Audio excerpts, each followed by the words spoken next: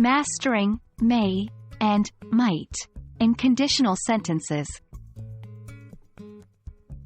Hello language learners, welcome back to our channel. In today's lesson, we are diving into the heart of English conditionals. Specifically, we'll look at how to use the modal verbs may and might in conditional sentences.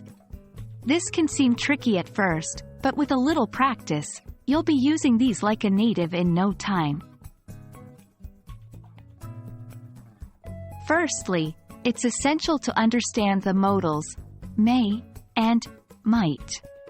In English, may and might are both used to talk about possible situations.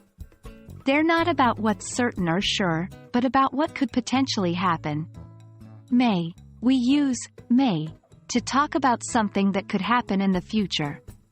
For example, it may rain tomorrow. Might is used similarly to may, but it usually implies a smaller chance.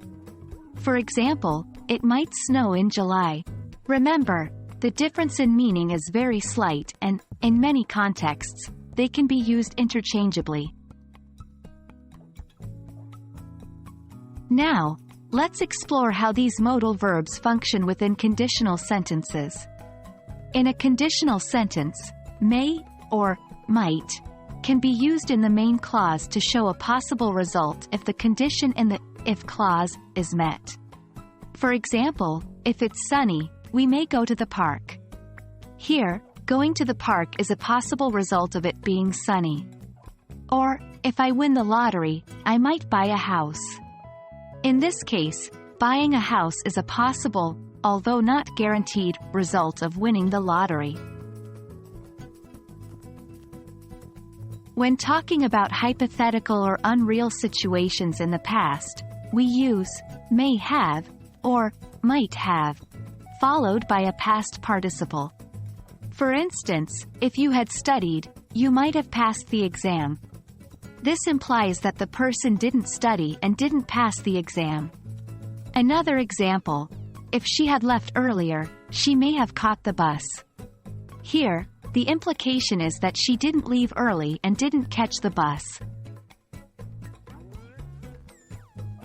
That's it for today, language learners. We hope this lesson on using may and might in conditional sentences has been helpful. It's a subtle skill, but with practice, you'll get the hang of it. So keep practicing, keep revising, and as always, happy learning.